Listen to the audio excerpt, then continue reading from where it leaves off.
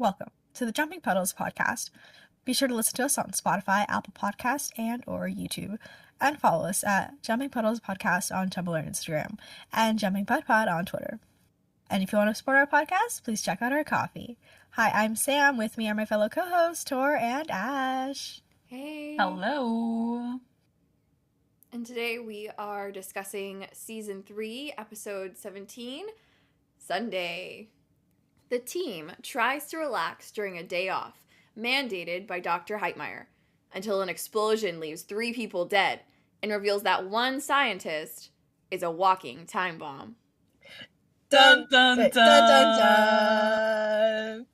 Well, Oh my god. we made it. To Sunday. Yeah.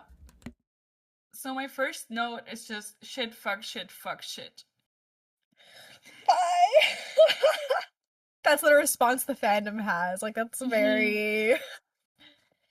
Everyone has feelings about this episode. Whether or not you enjoy it or dislike it, I feel like this one is very, like, controversial and, like, widely recognized. Yeah. Everyone knows Sunday. Little disclaimer here. Obviously, none of us are first-time watchers in this podcast. So, I feel like it's kind of hard to rewatch the episode without the context of season 4 and 5. So we're gonna try. But if we start talking and like ranting and like tumbling into like season 4 and 5 discourse, just here's your warning. We are gonna rant at some point. I actually think that this is a really good episode. And I think it gets better. Yeah, I said it. Hot take, I think it's a good episode for many reasons, but I think it might be because I already know it, and I kind of wish I could watch it for the first time again. I don't know if I would like it as much then, but for me, for example, I do like the cutting back and forth between the real-time events and then going back and seeing like flashbacks and all that. I think that's really kind of works for me, but also because I always know what is happening, but it doesn't make it better. It just, I know the bad thing is gonna happen, and I really just, no, I think it's a good episode. See, I just wanted to, you made a point to mention the, like the flashbacks and like the going back and forth in time and stuff, and I think it's really interesting that they did that, particularly right after the arc, which was the first time they used that, like, time gimmick, in the entire show. So having both those episodes, like, back-to-back, I think is really interesting. I wonder why they decided to do that. But, yeah, I have, like, complicated feelings towards this episode. I really do like certain aspects of it, but I think I have a lot of issues with, the death of Carson. Surprisingly, I think I have a lot of issues with it, just because I think the excuse they've been sort of, like, the writers and people behind the scenes have given, I think it's just really lazy. Not to, like, dive, like, straight into it, but, like, I think the excuse of, oh, we felt like we needed to kill off a character because we need to raise the stakes, I think is such a lame excuse. I'm sorry. If you can't raise the stakes of your own show without killing off a character, there's a problem. And I don't think killing off a character raises the stakes as much as, like, they thought it would. I don't know. I feel like it really backfired on them. Especially because, obviously, now Carson is gone, and then we know soon Elizabeth will be gone. So it's just a mess. Plus, they did the exact same thing in SG-1, where they also killed the Doctor. So, they have, like, a track record there. And I think it's also a little bit strange to kill off a recurring or main character we're not in the middle of the season, but we're kinda in the middle of the season. This is episode 17 and not like the finale, because then they kill off Elizabeth. But I don't know if I necessarily take issue with them killing off a character to raise the stakes, but I think killing a character in the middle of a season kind of takes away from their impact to the show. I think for me, it just kind of reads as, like, lazy. Especially because I think we've sort of been complaining about the Wraith in general and how they've kind of like lost their intensity and stuff, especially these past 2 seasons. And so I think, again, like, yeah, you can kill a character off for stakes, but in this instance, I don't think it works at all. And I think knowing the fact that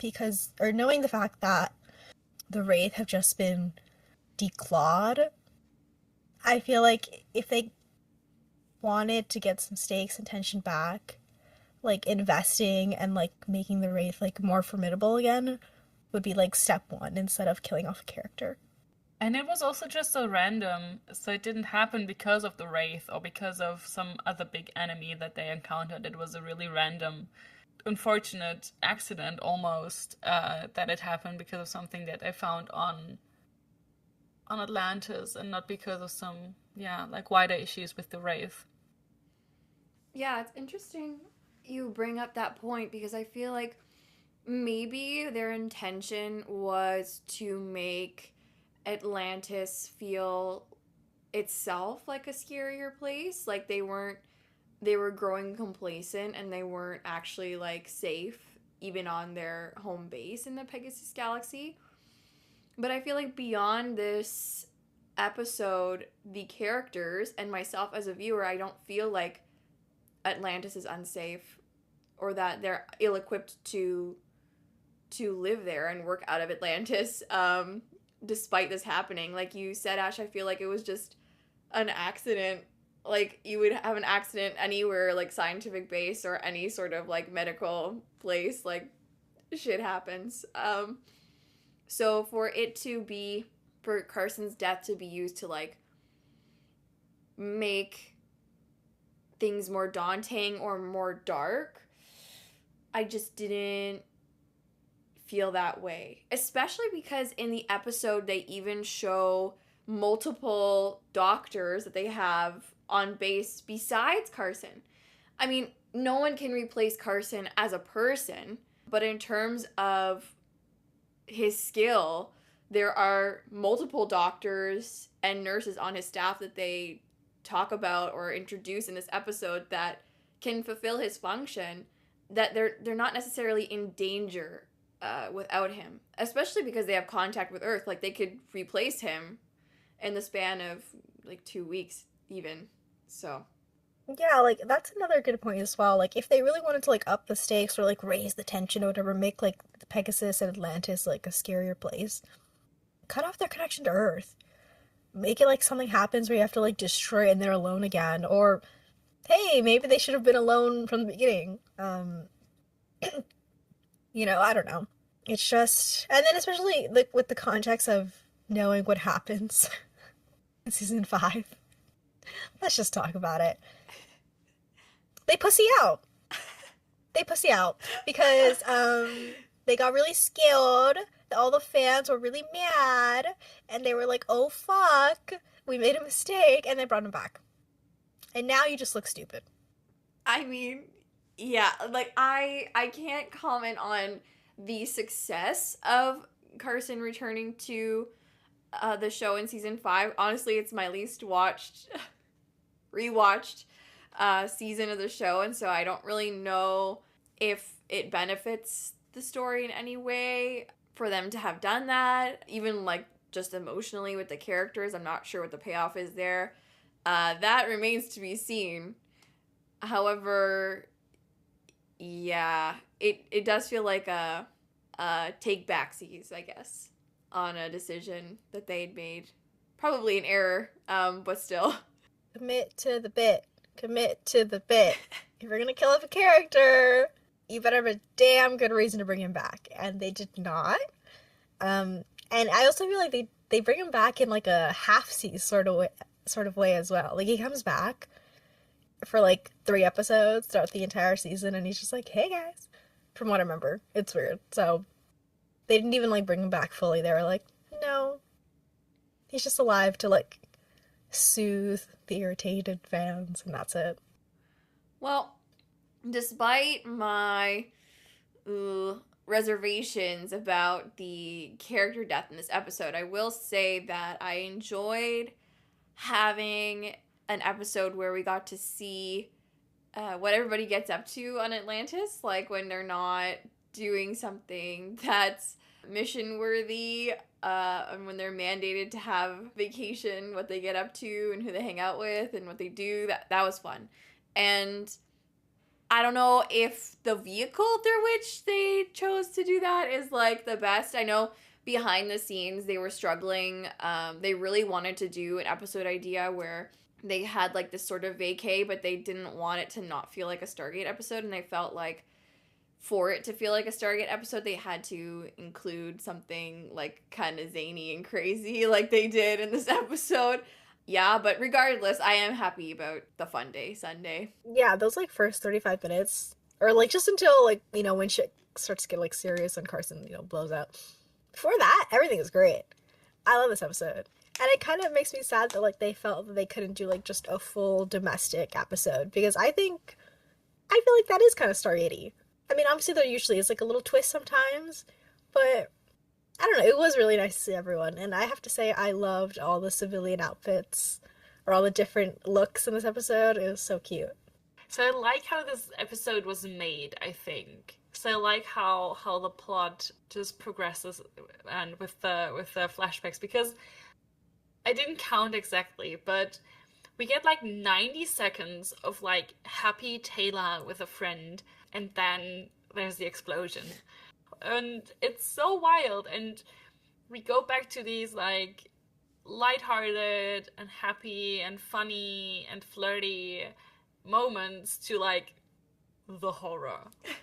And it's a huge contrast, but I don't know, it works for me for some reason, and I thought that made it really interesting, because the whole time I'm the first person who's there when they say we have like a free time episode, where we see what they are up to when they're not working, because that's one of my favorite things, to put like the characters in situations that we usually don't see them in.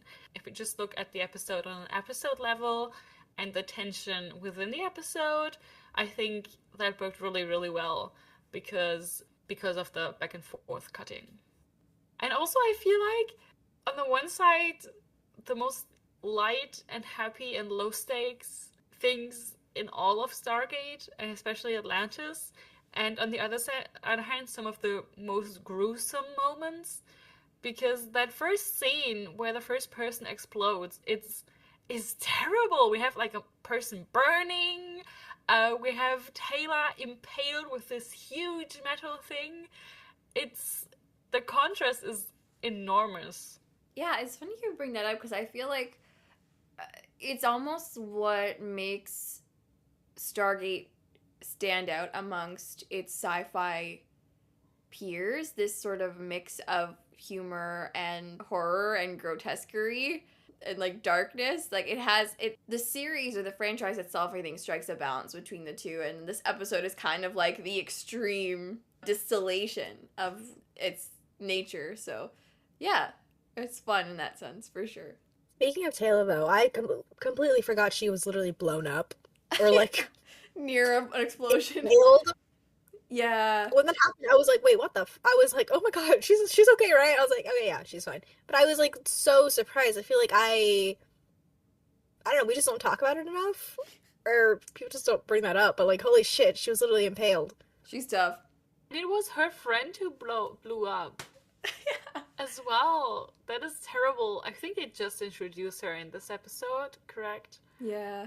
And this is another topic, but like white guy McBeardy, the dude who asked Elizabeth out. Yeah. I refuse to learn his name because Teyla is only impaled because of him, because he asks out Elizabeth, and then Elizabeth fails on the lunch date with Teyla, and then Teyla goes to show, what was her name? Houston? I think she was Houston, and the other guy was Watson. I think it was Houston.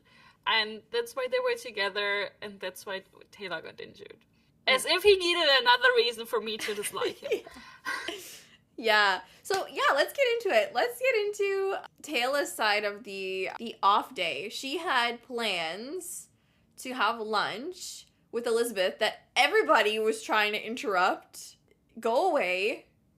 First, we had John and Ronon trying to, well, mostly John, trying to get Teyla to come and play golf. Like, yeah, she wants to go hang out with you guys on her day off, hitting balls off a pier. Which, come on, dude. That scene was hilarious. I loved it so much. I really, really loved the non-verbal communication between Teyla and Ronan. Both of them just, like, basically rolling their eyes and smiling at John, being excited like a kid on Christmas Eve. But, like golf, of all things. So I really, really loved that. And also that Teyla is just, again, she confirmed being absolutely shit at lying. But in the end, I was really grateful because even John admitted that Elizabeth would need a break. So he kind of, like, pulled back and was like, okay, you go on your date. Because that's what it was, right? Right? Exactly. Yeah. It was lunch, which in this episode was a euphemism for a date, so... Exactly! Which reminds me, I wanted to rewrite this episode at some point. Them going for lunch instead. Or basically Teyla asking her out for, like, lunch, like, date lunch. You know? That sounds perfect. As it should be. Well, I was going to bring up another really fun point. Because the episode starts with Teyla. And it kind of goes to, like, Elizabeth. We get, like, the little scene of Elizabeth. And then it jumps back, I think, to Teyla. That's when the explosion happens, I think. And then I think it also then jumps back after the title screen to Elizabeth going to Teyla and being like, hey, I need to back out or whatever. But I was going to say, those, I think I counted it. It was the first 5 minutes. We don't have a male lead speaking until after the 5-minute mark. Oh, wow. That's probably the only time it's ever happened. Probably. For sure. In all of Stargate, maybe. Yeah. But you just have, like, the focus on Teyla, Elizabeth, and then both of them together for those first 5 minutes. That's so cool. That is great. That's amazing. Yeah.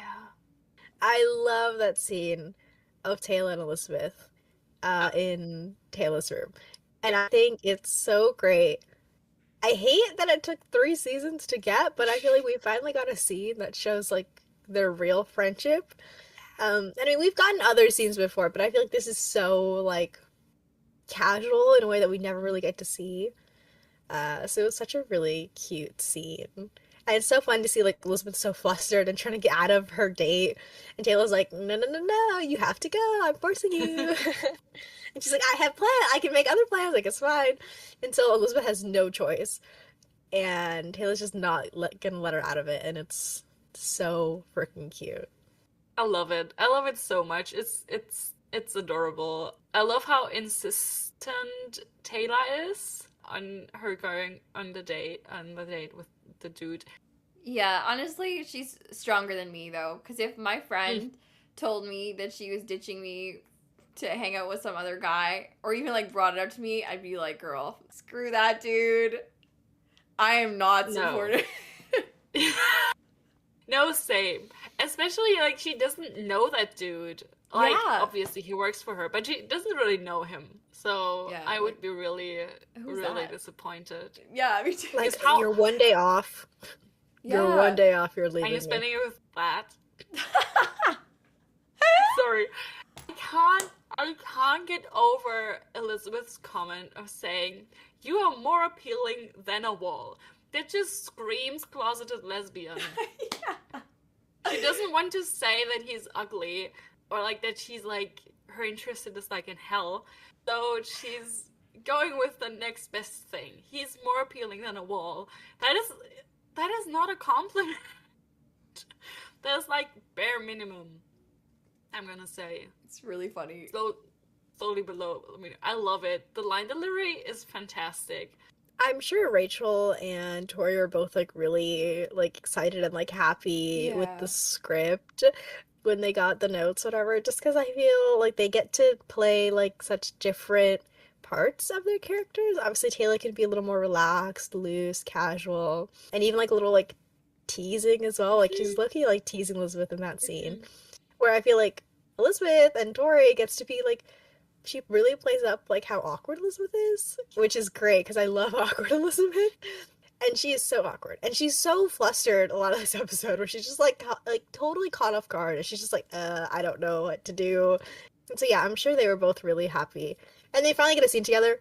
Yeah. So I'm sure they're also really happy with that as well. Because we know they've been asking for scenes. Yeah, and Teyla having friends that are girls, like, in general, is always nice to see, too. Yeah. Absolutely. I think in general, them interacting with people that are not the main cast and showing the relationships there is really, really great. And yeah, I just want to reiterate what you just said, Sam, about the scene with Teyla and Elizabeth. It really does showcase their relationship and their friendship, and them also, like, it shows how well Teyla now knows Elizabeth and knows that she's, like, because the first thing she thinks when Elizabeth wants to bail is that she has work to do, and she's like, no, I have a date. And then she completely flips, and this teasing side of her is really, really great. Especially because we don't really see it with the women. I think we talked about it at a different point. That the men, like John and Rodney, they constantly tease each other, like, and we never get that with the women. So it's really great to have like this tiny moment, this short scene of them, which has a very special place in my heart. It's in every teylabeth edit for sure. For real. At least in every, because it's the only scene where they're happy. Yeah. There's no other scene where they're like smiling at each other or like being like loose and chill. It's always terrible. It's always Angst. intense. It's always Angst. like either like declaring devotion, solidarity when they think people are dying, like all this. They get to be happy for once. They deserve it. Yeah. For once. They get to be silly. Yeah. Domestic Atlantis. I love you so much. Well, speaking of Elizabeth, though, she did a lot this episode. Like, I know Teyla did. We'll talk more about Teyla later. But I was also really pleased with, like, the Elizabeth stuff. I think we sort of talked, or I think we've sort of inferred from, like, the show that Elizabeth feels very, like, isolated right at the top. But it's nice to get, like, verbal confirmation as she really sort of, like, puts it out there and is like, I can't do relationships. Like, I'm in charge. I'm the boss. Like, I need to be alone. I can't have, like, my judgment, impaired or whatever. So getting all that was great. But it was also nice to see her, like, put herself out there or, like, at least try to go out on a date, which I thought was really fun. And she said a lot of, like, really interesting things. There was one I wanted to mention when Elizabeth and John from Temu are on a date. Wow. I also the John from accuracy. Temu. Damn. John from Temu. And I also have knockoff Noah Wiley. True.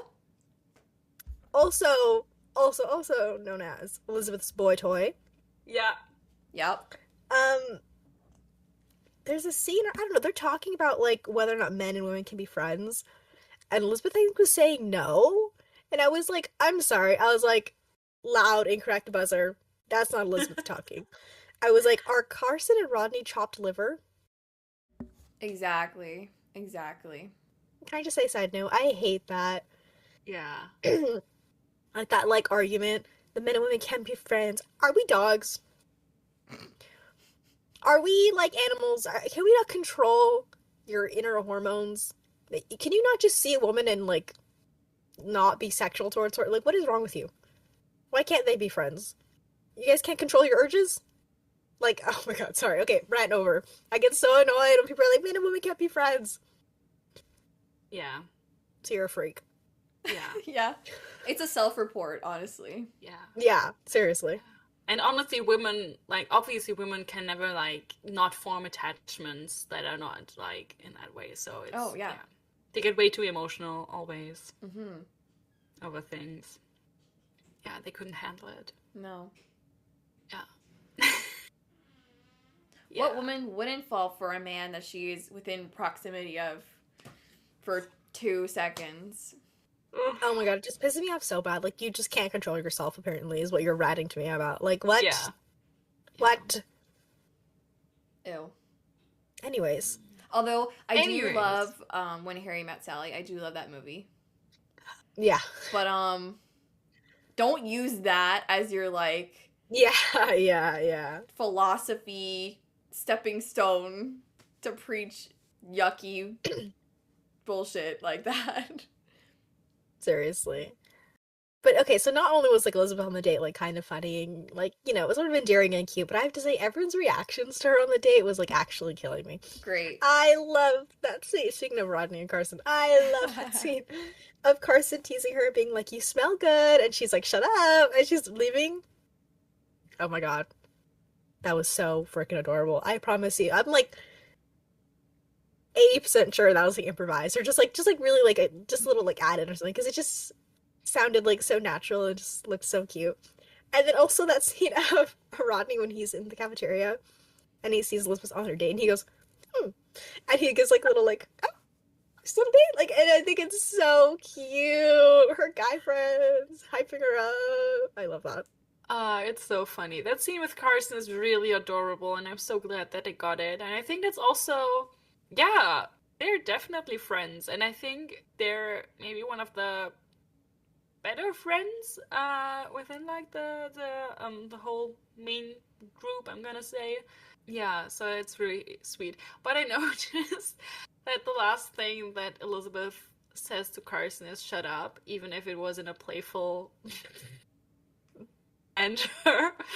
But yeah, it was a really sweet scene, and I liked how excited he was for her, and how he teased her.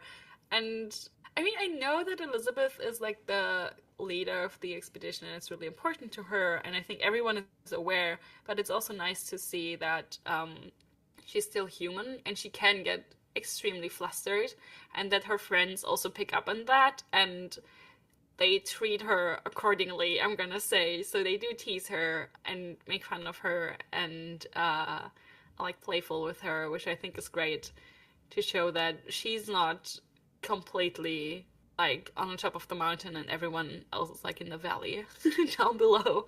But there's connection there, and even if it's she wants to keep it distant in certain levels, and the romantic levels especially, but she also allows like for some connections. I think that's great. Yeah, and I'm so happy you brought up like Carson and Elizabeth and calling them like such like a really like sweet relationship, and one of the sweetest ones like just within the group, because I think that's been one of like the joys from rewatching this, has been picking up on like little things like we just never noticed. And that's one of the ones I think that's like really opened my eyes, is the Carson and Elizabeth relationship is so sweet. And I just love they're like each other's number one hype men. Like they are just so there for each other. And the fact that she speaks at his funeral later. Oh, my heart. Oh, my heart. Like the little things like that, like I think really amplify the emotions in this episode, even though we know what's to come. There were moments I still felt something, and that one was definitely one for sure. Just because of all the work and like, yeah, all the groundwork they've built and like leading to that moment, I think paid off because they have such a cute relationship. Yeah, I think there's something unique about their connection amongst the rest of the group, because they're often the ones that stay behind. Like they're often the ones that are on Atlantis while the rest of the team is off-world, and so I think just by the nature of them being in similar positions and not on the outside, but kind of having to wait or be in worry together, or help the Atlantis to function while the others are gone, it increased the closeness of their bond, for sure. Yeah, I think that's a really good point. Not to again draw the parallel to SG-1, but it's not really, but it's like Hammond and Janet. Yeah. Because yeah, you're so right there. Well, on a casting level, they are part of the main cast, but they're not of the main team, which is just the four of them. So it makes sense that they have, and they're like, yeah, they stay behind and they worry and they have to fix the things that they mess up a little bit from above. So they kind of, yeah, they have a different, in the hierarchy, it's a different, they're maybe closer in some sense than the others. Yeah. And I'm glad Elizabeth was the one to eulogize Carson, because I feel like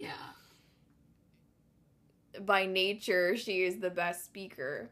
But it also speaks to their bond as well. Yeah. I kind of assumed that it was just the normal thing to do, that she would be the one to do the eulogy no matter who would have died. Yeah. But yeah, I think it does make more sense with their bond in mind. But she doesn't cry. I think she tears up a little bit, but she doesn't cry. I think that's absolutely crazy. Yeah. She's tough though. And I guess it's because it's not as private. Like, she has to like be in front of everybody and like get the words out in front of like the entire expedition. Although my question about that scene is like, other people died too. And so like, was it a joint funeral like sort of thing, or was it like just for Carson? Carson was more important than all you guys. I was thinking about that too when I watched it. I was like, did they had like these things for the others as well before they sent them back home? Or did they put them into the freezer and be like, we'll wait for the Daedalus to come by and pick them up? It's not as serious. Yeah, but Carson we have to actually send through. And also, where the fuck did they get cottage or like a bagpipe player in like full on kilt? Where did he come from? They just randomly had people on the expedition who could like play well. That they brought their like that was their one item that they could bring, and they decided to bring the bagpipe. That's crazy. But they also had the kilt. Where did the kilt come from? The whole ensemble. Was it their second? That's wild. That kind of distracted me during the what do you call it? It wasn't a funeral. What is it called? Is there a name? I don't know. What would you call that? Like, it's not a wake, because... No, right? His coffin was not open. They had him flown in. Probably. On the dead Yeah. They, like, went to Scotland, scouted someone, put him on the dead list, or just threw him through the wormhole. They had him sign, like, a... NDA? Yeah, NDA. He knows nothing about the Stargates at all. They just, like, need it. They, like, blindfolded him for the whole journey. Can we talk about that, actually? What did you guys think of the bagpipes? It really distracted me. Yeah, for me, I was like... I don't know if this is a Canadian thing or not, but, like, in a lot of, like, military funerals, they just play the bagpipes. Like, it's not, like, just a Scottish thing. So I was thinking, like... he was kind of, like, involved in the military-ish, so it kind of made sense to me in that way, but also it was kind of distracting a little bit, I will say. I feel like it very much feels like a remnant of, like, season 1 or something. You know, like, in season 1, they were, like, really trying hard to be like, oh, hey, look, like, we have a bunch of, like, different cultures. So they had, like, the Czech guy, then they had the Scottish guy, and they had, you know, they were trying to, like, make it really obvious that, like, multiple countries were, like, involved in the expedition. So at that time, I feel like in early season 1, it felt very much like Carson was just, like, the Scottish guy. And, like, there wasn't, like, a lot else to, like, his personality. So it kind of feels like a remnant of that, because I feel like we kind of evolved like past that, like past like the quote unquote like stereotype, or just sort of like the one box kind of thing. And I feel like Carson very much became a character and like developed his own personality, and so I don't know. Yeah, it kind of took me out a little bit. I think it was a kilt for me. Because I don't know about like military if they play the bagpipes if they also wear the kilt. Like with the Scottish flag on his casket too. Like, girl, we get it. Oh yeah. Oh, true. We get it, girl. We get it, girl. We get it, girl. You don't have to tell us twice. Like, we know. Scotland just lost a baddie. We know. Can I need to rant a little bit about the guy, the dude, the Elizabeth's Oh, boy. yes. Please do. Temu John. He pisses me off. Just like Really? disclaimer. Yeah, surprisingly. And I think the more I watch him and the more times I rewatch this episode, the more he does so. He makes me so uncomfortable, and I feel like he also really makes... I might be reading too much into this, but it's Elizabeth, so obviously. I feel like he makes her really uncomfortable the whole time. He's really pressuring her. I really dislike his whole vibe and the way he's like trying to be like smooth and all that. I'm so tired of that. I'm like, just like, go away, leave her alone. And then her comment, he's also so full of himself, and I just like kind of arrogant, and I'm just so annoyed by that. And he does it when he first asks her out, and he doesn't really, I feel like he doesn't really give her enough space to say no. She still could have said no, but still, he was kind of pressuring her. And also she did have plans, that's also what pisses me off, but that's a teylabeth thing. That she did have plans with Teyla, but then she cancels them. Oh yeah, then the scene on the dock, like on the, where they have like the nice view, so the end of their date, again, I think he makes me, again, really uncomfortable, and then he just kisses her, and then he has, oh, was that out of line? And I'm like, yes, it was! Because from the beginning you said it was just lunch, and then lunch suddenly meant something else, and then you stretch it out, because yes, he wants to spend time with her, I get it, I really do. But I really thought it was out of line, and then I felt like he wasn't really understanding of her reasoning, and I felt like that was the only time that Elizabeth got real so fast. After the kiss, she was like, nope. I think she noticed that was like the line that she could not cross. She was like, I can't have maybe lunch dates, but that's about absolutely it. I can't go any further, and it was split her focus and all that. So yeah, I really just dislike him. And I wanted to ask, do you think she actually liked him? Also, like in a dating kind of sense, or was she just happy to have a distraction for once? That was maybe a little bit different. Okay, maybe I'm reading too much into it, but it could be like one of those like compulsive heterosexuality moments where like everybody in your life is telling you like you need to do this, like you should do this, like you will be happy if you do this, and then being in the moment being like, but I'm not happy doing this, perhaps. But I do definitely see what you mean about his vibes being off. He's just like, she even says it herself, like he interrupts her like when she's talking about how she feels, and like maybe you perceive how she feels to be not good for her, but on one hand you have selfish motivations, right? So you're a little bit biased. On the other hand, I think that you should let a person talk. Like, you guys are not friends for you to be like interrupting her, I don't know, in my opinion, without it coming off as like obnoxious and kind of like, ew, man, get away from me. But that's just me. Like, he would not be my type is what I'm trying to say. He might be other women's type. Like, that might be like other women like guys who are like very, like they know what they want, and they're very like, I won't say like forceful, but confident in that. But yeah, it was just not for me. So I get what you're saying. I feel like there's multiple levels to like him as a character, because I personally, it's sort of hard to care about a character when you know they're just going to be in one episode, Right? and Atlantis does that a lot, right? Like, for example, like Dr. Houston or scientist Houston, blown up. Like, other people, usually they'll introduce a character, it'll just be for an episode, and then we never see them again. Yeah. So, in the beginning, I was just kind of like, okay, whatever. Like, he's a character where I'm never going to see, so it doesn't really matter.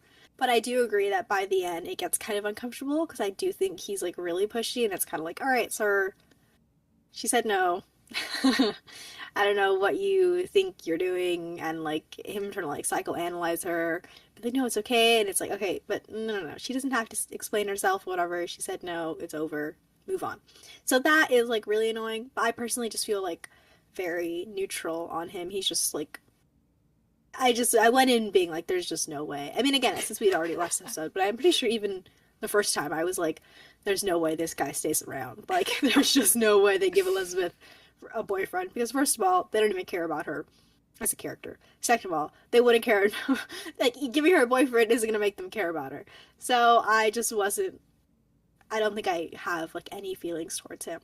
But what I think is really interesting is sort of, like, the Temu John, like, vibe, where I feel like they were trying, like, I feel like they took all the wrong things from John as a character and put it into the Temu John.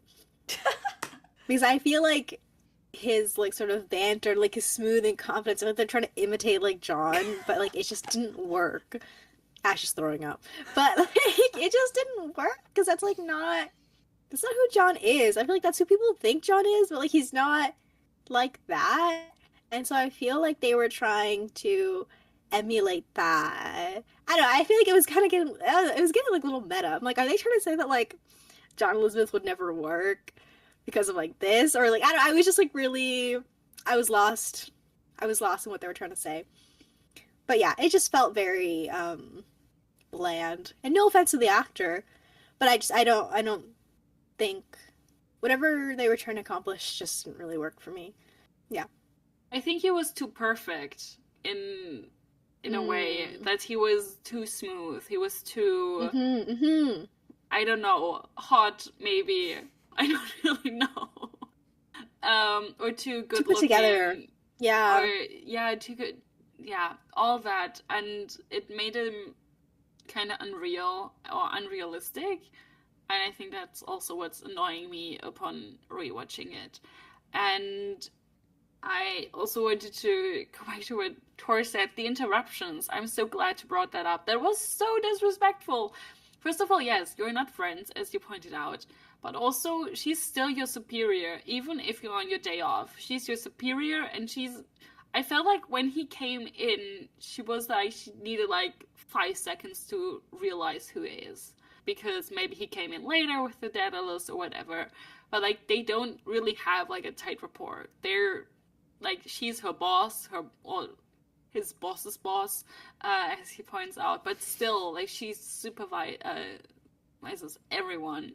So that really pissed me off, especially also with the gender dynamic. That was the man interrupting the woman repeatedly. It just pissed me off. But, yeah. It's probably better not to get too much into it like you do, Sam. Who's like, be like, he's gonna be here for like half an episode and then he'll be gone. It's probably healthier than what I'm doing, which is ranting nonstop about this dude bro. No, you're so fair. And I think the interruptions thing is like another point in sort of like the John, like, personality knockoff. Because I feel like John interrupting Elizabeth is sort of like, it's not a running joke, but, like, it's a thing that's been established before, and not in, like, that he interrupts her when she's talking, but, like, when he interrupts her when she's working, like, that's a very, like, established thing they pointed out, where he'll, like, just walk into a room, she'll be like, I'm working, and he's like, la la la, and, like, he'll literally sit his ass, like, on her desk, and it's, like, like, they have that, like, close, personal, like, friendship, or, like, relationship, whatever you want to call it, like, dynamic, where it feels, like, very, like, comfortable, and again, I think because, as Ash mentioned, like, the power dynamics, right, are sort of semi-in-balance, or, like, John's, like, a step below, but, like, it's not super, like, there's not a big step, or, like, a big difference. So it doesn't really feel, I don't know, and for me, anyways, it doesn't feel like there's anything icky. It very much just feels like two close personal friends, and I feel like when Elizabeth is always teasing him, like, oh, like, I'm almost done, I have to finish working, it's sort of like they have, like, an established repertoire. Versus when this guy does it, I was like, yeah, who are you? Like, respectfully, who the fuck are you to be doing that to Elizabeth? So again, it just felt very, like, I don't know what they were trying to say with this knockoff John, but I would love to know what they were trying to do. But we never see him again. No. So, we'll never know. I wonder, though, I really wonder, like, what John Elizabeth fans were thinking when this episode aired. I wonder what the consensus was. I feel like a lot of people would have been very upset. Every John, Elizabeth, Teyla... what the hell? Well, that's a throuple. Every John, Elizabeth shipper hated it. Fair. Speaking from experience. But I wonder if they probably also picked up at, like, on the vibes and the weird similarities between, like, John and Temu John. Honestly, it's so funny because I think they tried to, this Temu John, like you were saying, Sam, it kind of, like, strips away all of the things that make John, like, actually interesting. I think John would rather stick needles in his eye than ask a woman on a date that he actually finds attractive, because I think he's just, like, he's incapable. Like, I don't think he's that smooth, honestly. I think he's a lot of, like, this and not a lot of actual. I don't know. I've never seen... All the women make the first move with him on the show, honestly. So I've never seen him. How the fuck did he get married? Yeah, I don't know. I don't know how that happened. And so, like, and the awkwardness also, he's kind of like, also the genuineness. I feel like he doesn't have an ulterior motive when he, you know, asks the girls how they are, or, like, is concerned about them. It's not like, well, I'm trying to hit it, so, like, I want to, like, make sure that you're relaxing. Like, no, he just wants to make sure that you're relaxing. You know what I'm trying to say? I also feel like Temu John is really, like, I can fix you, which is, like, ew, yeah. boo. Gross. Really hate that. No. So, we learned the wrong lessons from John, I think. Temu John, I'm sorry to say. But speaking of John, the real John, I really love his little dates that him and Ronan are going on all throughout the city. I think they are going on dates, they are exploring each other's cultures, and I think it's fucking hilarious that Ronan was like, I do not fuck with this old white man sport. Because, John, what the fuck, man? Why would you show him the worst version of golf? Side note, I don't even like golf like that. But if you're gonna show someone golf, you gotta start with mini golf. You gotta make it kind of fun. You gotta have a course or something. John was just hitting balls into the water. What the fuck is wrong with you? Yeah, so that was just really funny. I just found it really endearing that Ronan was just like, what the fuck are you doing? And that Ronan was also just really good at it. I had canon that Ronan was just, like, really great at everything. I feel like he's such an ace. Where, like, he'll be great at anything he picks up. And yeah, so I just think it was really cute. And then they had a lot of really good, like, John Ronan stuff. Because then, you know, Ronan kicks John's ass in that stupid little game that he's totally making up on the spot. And they have the little, like, bro-to-bro talk. We get the truth bomb, that John was divorced the first time. And then we also get that scene, which is vaguely homophobic, but I pretend not. But that scene of John asking Ronan if he's into men, and Ronan gives him this really annoying, weird look, but I pretend that did not happen. Because pansexual Ronan, hear me out, guys. We also find out that Ronan had a previous relationship, which is crazy because he was like 18. He should have been at the club. I don't know what this child marriage was, but anyways. Yeah. So yeah, we had a lot of good stuff. I loved all the background that we got on them. I thought it was really almost mature of them, the conversation that they have, and kind of about, like, kind of personal. Not kind of, but, like, actually personal. I was really surprised and really, really happy that we got that between them. That was really fun. And also the fact that Ronon a Teyla shipper?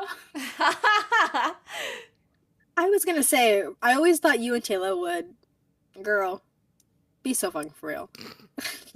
I'm sorry. What? No, I don't know. No reality did that come off as, like, realistic and genuine. Right, Mind you, this is the same absurd. episode where they're putting Elizabeth with Temu John. And they're out here saying, oh, you and Teyla, huh? Like, they're liars. Ah, that was crazy, that scene. It was really good, but also really strange. Yeah, the vibes were very strange. I like that John asked Ronan, like, if he was also into man, but I hate that Ronan gave him that look. I hate that.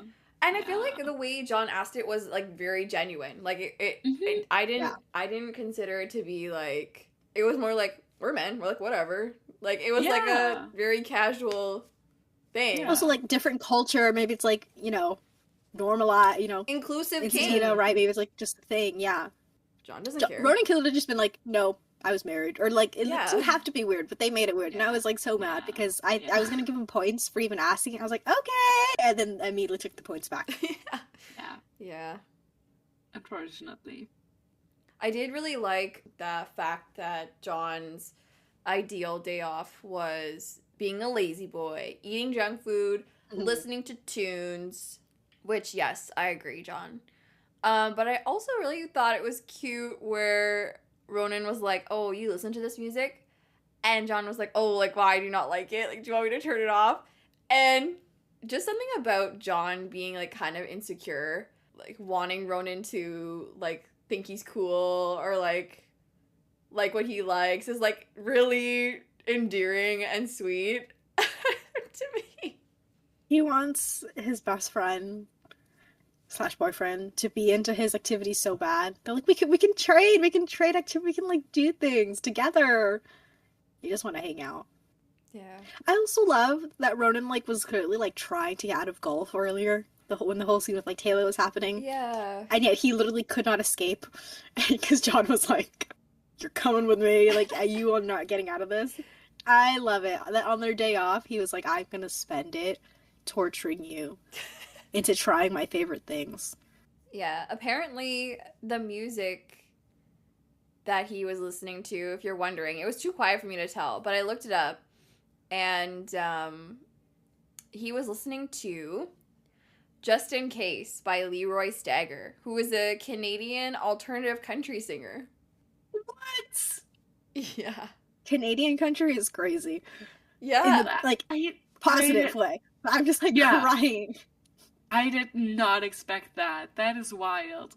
I tried to listen to it. I was like, is it Johnny Cash? Is it Johnny Cash? But it probably couldn't get the rights or something.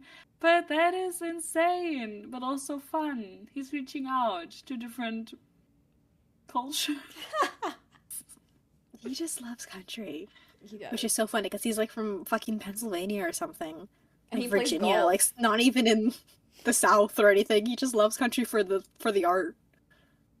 Headcanon that he started listening to the Canadian country singer after, like, meeting Rodney and be like, oh my god, he's from Canada. How can I connect? Also, he's been playing golf since he was 6. Yeah, because he's a little rich boy, of course. I'll say, rich white boy activities from Pennsylvania. Boo. Of course. I'm sure he had a horse by that point, too. He had a horse. Oh, he yeah. played golf. Or, like, Model UN. Actually, Model UN. I feel like John was really fucking funny at Model UN. I'm cracking That up. was really funny. I honestly think... And that's why he really respects Headcanon. Elizabeth. Yeah, yeah. Like, damn, Because he this tried shit's it. hard. He was like, this is... Yeah, he was like, I could not do it. He's like, I blew up my country. Which makes sense. Also really love, like, how John does not want to get beat up so bad. He's like, can we not play this? And Ronan was like, nah, we're doing this. I also love that, like, Ronan just committed to the silly. He's like, one leg. He's like, one arm behind your back. Like, We should get into the relationship thing.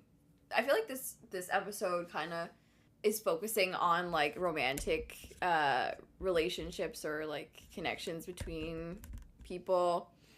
And the way, I'm sorry, this is such a like, this is the moment where I think I kind of like became so obsessed with John, but the way that he was like, Ronan was like, what about you in terms of like romantic relationships? And he was like, what about me?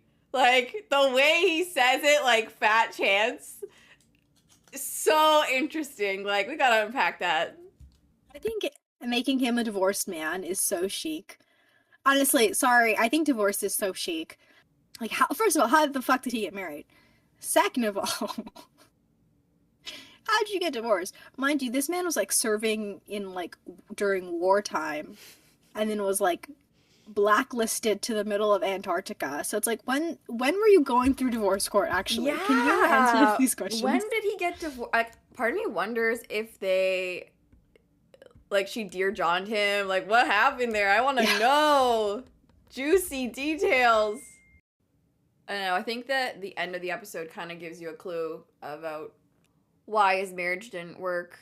I feel like Teyla, in particular, tries so hard to ascribe emotion to John and talk about feelings openly and be like, this is a safe space and like, this is how I feel. Now, John, how do you feel? And John is like, I don't feel anything ever. Even when that's clearly not true. So it's just like very clear to me why he is like relationship phobic, because he is feelings phobic. And poor Teyla, who could have really used Carson in that moment, or somebody, to just be like, I'm sad too, or yeah, this sucks. Yeah, that was really, really sad. I felt so bad for her. But also I love her so much because she was like, no, I wanna go. I can't just be here in sickbay when all of you are paying their respects. And literally one of the last things that he did was save her life, which is something that Elizabeth also brings up in her speech that he saved. I fucking loved her speech, sorry. Yeah. I just remembered some of it, but I thought it was really, really beautiful. And yeah, the fact that Teyla really wanted to be there and also pay her respects. But John is, I mean, he's so emotionally constipated, but he does show himself maybe still in a way, because he was like, oh, I'll get you a wheelchair. So he really just shows his emotions through his actions. Yeah. Because he doesn't know how else to do it. He certainly doesn't verbalize them.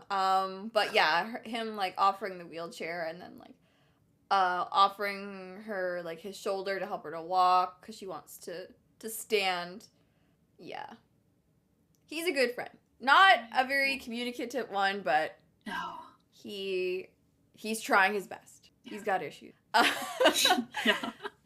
One of those issues that I found really funny was when Rodney reveals his discovery about the device and the exposure that Dr. Watson had to the device, and is like, we need to get Carson out of sickbay where he's treating this guy because he doesn't know that he has an explosive tumor, and they're all like trying to get Carson to leave the guy.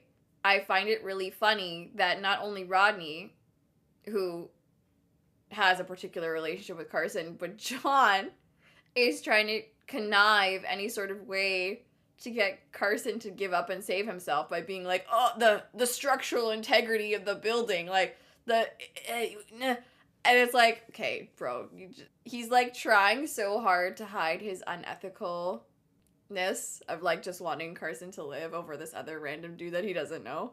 But I see through. Maybe Carson actually does make it onto John's top 10 friend list. I think so. I think this proves it. That'd be a really funny ass fic though, where of little like side characters like trying to get like John to know them, and everyone's like, wait, So why they the don't fuck? die? And they're like, well, yeah, like if you don't know John, he's gonna fucking leave your ass behind. Like you have to like bond with him. That is so funny because that's actually like a real thing, or it was a real thing in Stargate, for example, where as soon as a character got a name, they were kind of safe. They actually were kind of safe that they could be, because like nobody else then could play this character because it has a name. It wasn't just like technician or something. So it's kind of the same with John. As soon as he knows the name, they not just like expendable anymore. They can just like they can't just exchange them anymore. It's like this universe's version of red shirts. Yeah, exactly. People coming up to John and being like, "I have a family," and he's like, "What?" It's like, no, you can't do it like that. That's not gonna stick with him. Can we talk though about Rodney? I feel like we haven't talked enough about Rodney, but I want to mention him because I think there's a lot going on with him. Let me start over. I don't even know how people feel about Katie, but I actually really love Katie. I think she's so cutie. And I actually think her and Rodney, like, they don't bug me. I still think no woman should have to put up with Rodney's ass. But if somebody's gonna put up with Rodney, I think Katie is a great choice. I really like their relationship. I think Rodney comes off as like kind of charming sometimes, and I feel like Katie's really into him for some reason, despite like the fact that their first date went so horribly. Like, she's such a trooper for sticking with that, and then he even confesses like, "Oh yeah, I like ignored you for months after because I was so embarrassed." Like, she really likes him. For some reason, she's willing to see past all that. So I think they're really cute, and I really do enjoy all their scenes. They have some fun chemistry, I would say, too. Yeah, there's something great about Katie in the sense that, like, they even say this sort of explicitly in the episode where Rodney obviously wasn't avoiding her to be an asshole. He was, like, embarrassed about what happened. And just, like, Katie's understanding and the way he was like, well, once you get to know me, like, you're not gonna like me anymore. And her being like, but I do know you. And, like, that's why I like you. Like, this is, like, you are honest. Like, you just say what you mean. So, like, I feel like she likes that about him. That really sold me on their relationship because she recognizes him. You know what I mean? And so, yeah, I thought it was so sweet and so cute. And she was so happy that he was making time with her. And I think it's so sweet that he was willing to, like, stay behind. I mean, obviously he didn't want to go fishing. Yeah. But, like, the fact that he, like, wanted to stay and just, like, babysit plants with her. Yeah. Oh, so cute. What? I kind of had a hard time believing that. I think I don't mind them, but also I don't really care about them. That's fair. I think. And for me, it kind of came out of nowhere. So I have a terrible memory, but it kind of, I was really surprised. I forgot about this part of the episode completely. And then I thought it was a different one. I think it's the one that I was thinking of is Quarantine. Is it called Quarantine? Mm-hmm. Mm-hmm. Maybe where they're stuck and with the engagement ring and stuff. Yeah. Okay, good. That's still happening. So I mixed it up, but I was so confused, and I think I could have done with like a scene here and there in previous episodes since Duet, right? Yeah, that was her last appearance. That was season 2, correct? So this is like 1.5 seasons ago. Uh-huh. So it's 1.5 years that we haven't seen her. I know suddenly they reveal like, oh, actually they've been dating for a while and he's making an effort. And I was like, when and how and what? So I think it kind of took me off guard and I was a bit confused. But I'm happy that she's back because I also really like her. She's really sweet. And probably a stronger woman than I am. Yeah, I think it's always, it's tough, I think, to pair Rodney in a romantic relationship. Just, like, given, like, I don't know, just given his personality type maybe, and just, like, some of the things he's done in previous shows, right? But, again, I do think that Katie and Rodney are really sweet. which is sad because we know what's coming. And that is a relationship I think we all have a lot of issues with versus this one where I feel like Katie really sees Rodney, and I feel like Rodney is actively like trying to be better for her, but I also feel like Katie's not like, you need to change for me, which is a problem with that next relationship that's coming. Yeah, like if you're gonna be with somebody, you need to accept them where they're at. Like you can't have this sort of like fantasy notion that they're going to change and change for you, with enough like pushing and prodding and ultimatums. Like, no, then that person's just not for you, honey. So like that's why I kind of was happy that they were having this explicit conversation in this episode, because at least we're airing out like, okay, she knows what she's getting into with him, and he was like vulnerable with her by admitting to his insecurity, and like, okay, this is like a basis for something versus whatever is going to happen in the future. Oh dear.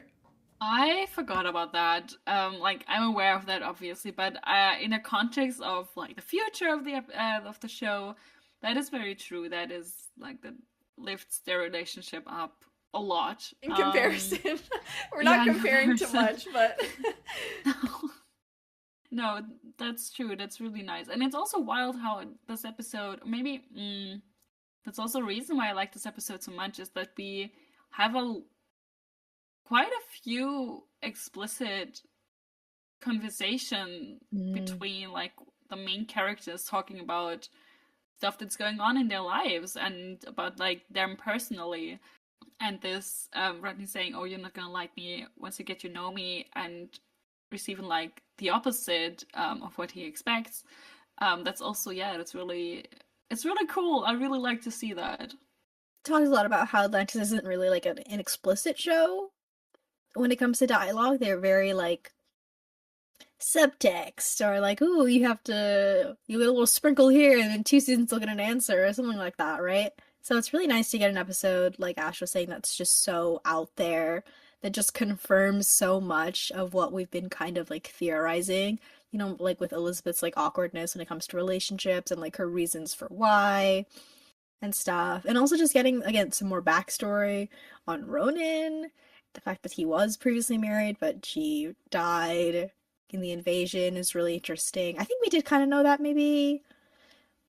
I think he was engaged. I don't think they were married yet, but because he asked why you married, and he is like, all close enough or something. But yeah, he's had like a significant other. But no, I don't think we knew that before. Okay, I think it's gonna show up then. I think it's season 4, maybe. Season 4 or 5. I think we get another flashback episode, and I think she shows up then. So I might be getting that confused. Or maybe... we had Satita, right? Oh. Yeah, Satita. Sorry, not Runner. Yeah. Satita. Yeah, I think it was not Satita.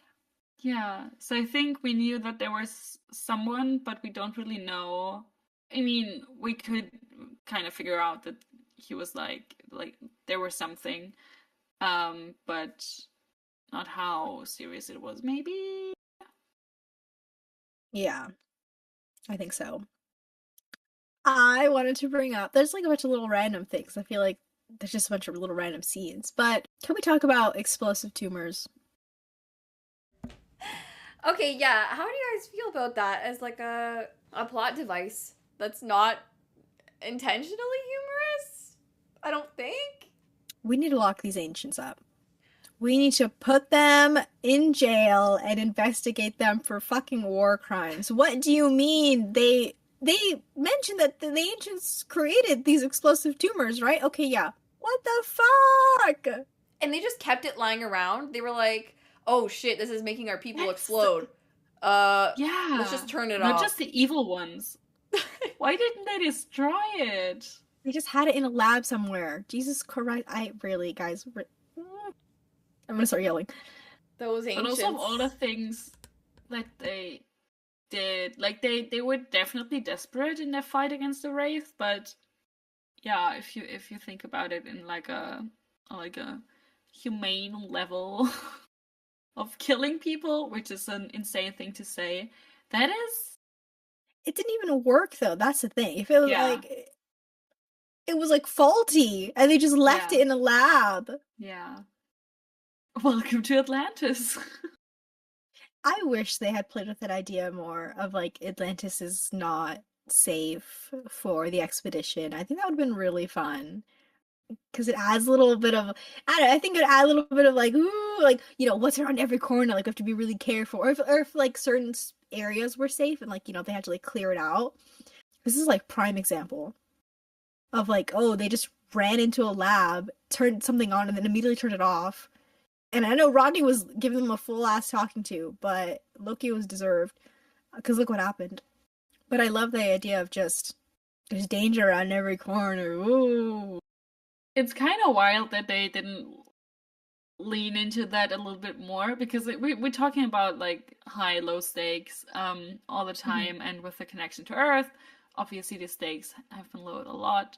But imagine if they were cut off from Earth, plus they had like haunted Atlantis.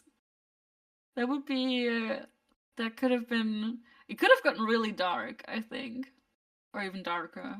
Yeah. It would have been so fun. And I feel like, you know, they did kind of try to do that in season 1 with Hot Zone and like hide and seek. But they definitely tried to establish like Atlantis as like kind of a spooky place. But I don't think they really continued that like theme throughout the show. So it's nice to see it make a return because it's such a fun concept. Yeah, it reminds me of that one episode where Rodney makes that big sign. It's like, dangerous, do not touch. And John gives it that, like, side eye. Yeah, we need more of that. Although, you know, he did get kind of upset. He was like, you shouldn't be turning things on, like, not knowing what they do. Like, what are you doing? And then they were like, well, you do that all the time, Dr. McKay. Which he does. But, I mean, he does fix the things that he does, though. Or he was just lucky. Or he was just lucky. Before that, they didn't experience something that was like this time sensitive. Exploding tumors. True. Exploding tumors. The silent killer. Can we talk about Zelenka? I was so happy to see him pop up in this episode. I love his little activity, his little like chess tournament. I think it's so cute. And I really just enjoy Zelenka and Carson's relationship. It's so fun, and it's such a nice comparison to like the Rodney and Carson dynamic, which is really funny because obviously theirs is a little more like push-pull, type of like really like sometimes a little harsh banter, versus Zelenka and Carson are literally just like besties. They just love each other, and I feel like they have such like nice like banter and stuff, and so it was so funny to see the two of them like teaming up against Rodney and like shit talking him, and it just makes me so sad that we never got like an episode or like a B plot of them three like running around Atlantis. Like I cannot believe they did not give us that. We have like 2 scenes of them all 3 together, and it's such a wasted dynamic. That's the trio episode that I wanted. Oh. Yeah, and you're right. It is a nice palate cleanser in terms of their dynamic. They're like friends, but they're not like rough with each other. I think Zelenka was genuinely like, oh, let's go next week. Like, it's too bad I can't come today, which was really, really sweet. And I really liked the fact that we got a peek into the sort of economic situation on Atlantis in terms of their, like, barter system. And, you know, like, certain items are still kind of scarce because they can't really get things unless they justify it for, like, mission-related purposes. So Zelenka raking in the goods was just so... It made my heart warm. Good for him. Also, Malazzi... Oh, sorry. No, go ahead, you go. Malazzi sneaked his name into this episode by saying like, like that he was about to win, or that he already won, like Dr. Malazzi's DVD collection. His anime DVDs. Is Zelenka an anime enjoyer? I need to know what his favorite is. Oh! I can see it. I think so. We also got a Lauren cameo. Oh my god! Yeah, that was It interesting. was the most wholesome thing ever, I feel like. Also, like, it was like 30 seconds and we got so much background on him. Like, his mom was a teacher or like an art teacher, and this was just like what they did. Yeah, so I thought that was really, really sweet to have that. And he's really good too at painting. That was really beautiful. It almost makes me wish. I don't know if you guys ever watched MASH, but in season 4 they get a new boss, and he likes to paint. So in scenes like interspersed throughout the seasons, like he'll be painting like different characters or different objects, and then those paintings actually stay a part of his office set. So like once he's painted something, it'll be on the wall like for episodes after. So I almost wish that this thing was sort of like a continuing or recurring thing of Lauren's, and like we could see his room or like maybe his office, and then his paintings would be like of like Rodney's face or like John's thumb or like weird things. Yeah, I would have enjoyed that. Oh, yeah, that sounds so cute. I just anytime we get a little bit of Lauren is a great time. Yeah, absolutely. I love soft boy Lauren. Yeah. Yeah. He's got hidden depths. I think we do see the painting in some episode of SG1 or maybe one of the movies. Oh, I think I remember that. Is there a episode or something where it's like head of SGC or something? No Man's Land. Oh, And it, like I think Rodney's like telling John what happened in the past, and I think Lauren is eventually the head of SGC. Oh, okay. There we go. Damn, Our 3 brain cells all combined are so powerful. We haven't really talked about Carson yet.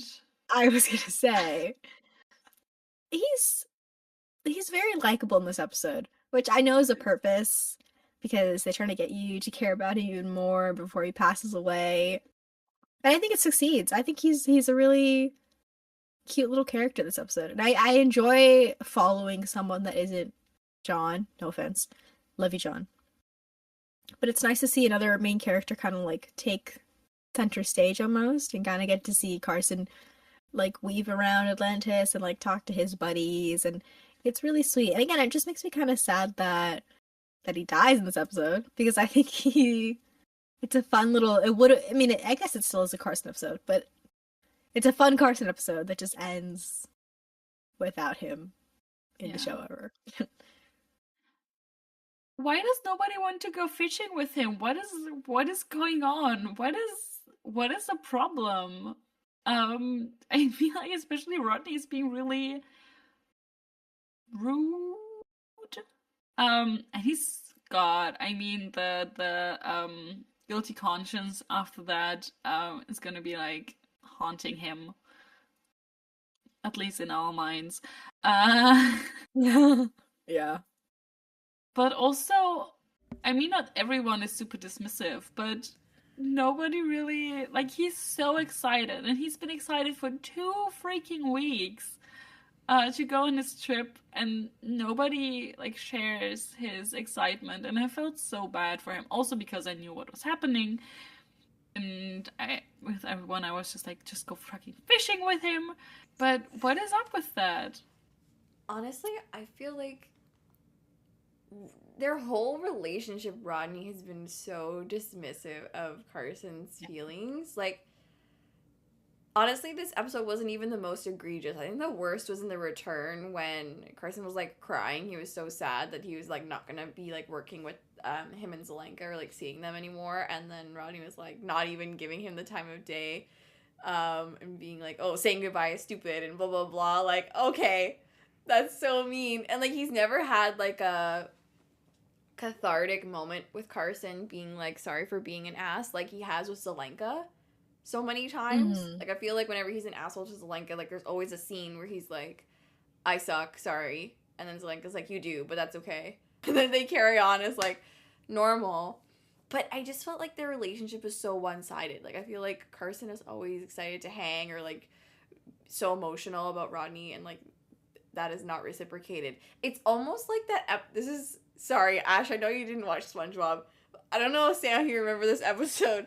There's an episode of SpongeBob that's literally seared into my brain where SpongeBob eats a pie that has a bomb in it. So it's kind of similar to this episode a little bit. He eats a pie with a bomb unknowingly. Yeah. And Squidward is like, oh, fuck. SpongeBob ate a pie with a bomb in it and he's gonna die. So he doesn't want to tell SpongeBob that he's like gonna die, but he's gonna die. And like Squidward feels so bad for how he's treated SpongeBob like their whole lives, because SpongeBob has always like wanted to be best friends with Squidward, and like Squidward was like, get away from me. So he like spends the whole day with SpongeBob and like they go like do things that SpongeBob likes to do, and then they're like watching the sunset together, and then like Squidward thinks he's gonna explode, and then he doesn't end up exploding. But like that was the vibe that this episode is giving me. Oh my god, how did you pull out like the most perfect reference? What the fuck? Have you seen that one? I feel like maybe it sounds kind of familiar. Like the sunset sounds kind of familiar. But I definitely didn't remember it enough to pull it out of my ass and reference it. Oh my god. That is perfect. I'm fucking crying. Yeah, sorry. That episode's literally called, I googled it. It's Dying for Pie. If you're interested in watching it, yeah. I'll need to watch it. I need to watch it after this. That's what it was giving. That scene at the end was giving that. Except less emotional. But anyway. Yeah. I think I have sort of an issue when the show tries to force this like Rodney Carson best friendism, but doesn't put in the work to really have their dynamic shine through. And I think that's kind of maybe why I never really gravitated towards Carson the first time I was watching the show, and it didn't, and it wasn't until the podcast that I really like found appreciation like for his character like outside of his dynamic with Rodney, because I just feel like I don't find it very funny. I think we've said it before. I don't find Rodney's like behavior towards Carson funny, and I don't understand why Carson like puts up with it. And again, it's not like Zelenka and Carson where they're just like genuinely friends. It's not even like Rodney and Zelenka who are like they butt heads, but they also like kind of understand each other. They've like talked about it. It's just like it's very strange, and I don't like it. And it really bugs me when they try to like say like, oh, this is Rodney's best friend, or Rodney was Carson's best friend. When I'm like, actually, I feel like it was Elizabeth. I honestly think he's closer to Elizabeth and Teyla and Zelenka, or even Lorne, than he is to Rodney.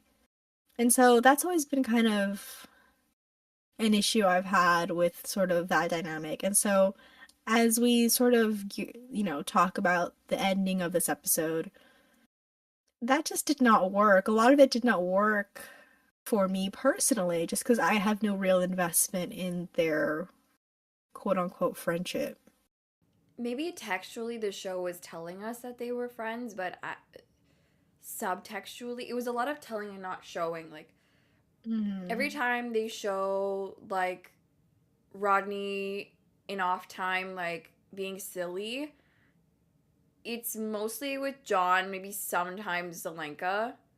Like, you have Rodney and John playing the game, Rodney and John with the whale watching, Rodney and John with the race cars, talking about comic books. Like, they're more, like, I feel like they have more things in common, strangely, than they ever show Rodney and Carson. I mean, I think David, everyone did, like, such a good job in this episode, just, like, acting-wise, of course. I feel like the cast always nails it. But I do have to point out that I really enjoyed David's performance when he's sort of freaking out over Carson not leaving the guy with the explosive tuner. I really enjoyed how panicky Rodney was. And, like, again, I think Tor mentioned earlier, like, also John was trying to, like, bullshit his way into getting Carson to leave, and Carson was not taking it. But I really enjoyed, like, Rodney, like, actually freaking out and, like, genuinely trying to get his friend to safety and being so concerned. That was really great. And then, obviously, Carson does not get out in time. And I have to say, again, we've talked about his death and sort of the impact and on the show itself and sort of his return and blah, blah, blah. But I have to say, I think if you had to, like, write out a way to go, I always do love when characters are, like, selfless in sort of their last act. And I think Carson taking out, or carrying the tumor out himself and walking it to the guy, like the bomb squad guy, was a really great, like, character moment, and just something that I just enjoy. The doctor wanting to protect his patient to the very end was just a very sweet thought. But they also could have just evacuated. Yeah. They could have just, because they stitched him back up, and probably wouldn't have been super secure to move him that quickly, but they could have just wheeled him out there. Yep. I know this didn't work for the reason of plot, but still. That would have been the smarter thing to do. Entirely preventable, actually. But yeah. Also, can I say, I know that Tor just pulled a great reference, and I cannot top the SpongeBob one, but can I just say that this is an exact episode of Grey's Anatomy. What? I'm not even kidding you. There is an episode, I think it's season 2 or 3, where there is a guy. Okay, I remembering. Okay, so a guy gets a bomb. It's like they think it's a fake bomb. It's not a fake bomb. Stuck in his chest. Long story short, and they're having to do, like, surgery to, like, get it out. They think it's, like, fake, and they're like, oh no, it's real. And so they finally get it out, and, like, Meredith, the main character, is, like, holding it, and she's, like, taking it to the bomb squad guy. And then she, like, gives it to him, and she's, like, walking away. She's like, oh my god, I did it! And then it blows up. And she, like, literally gets, like, put in a coma for, like, an episode where she's like, do I want to live? Do I want to die? Because she's, like, been struggling with, like, depression, and she's always been, like, really depressed. Yeah, and then she, like, lives. But that's the same exact plot where she, like, hands it off to the bomb squad, and she's, like, walking away, and everyone's like, yay, she did it! And then she blows up. Which came first? I was trying to figure it out. Oh, yeah. What? This was 2007. See, but I think Grey's Anatomy came out in 2005. Uh-huh. Okay, yeah, it's season 2. When did it air? Because Sunday aired February 6th, 2008.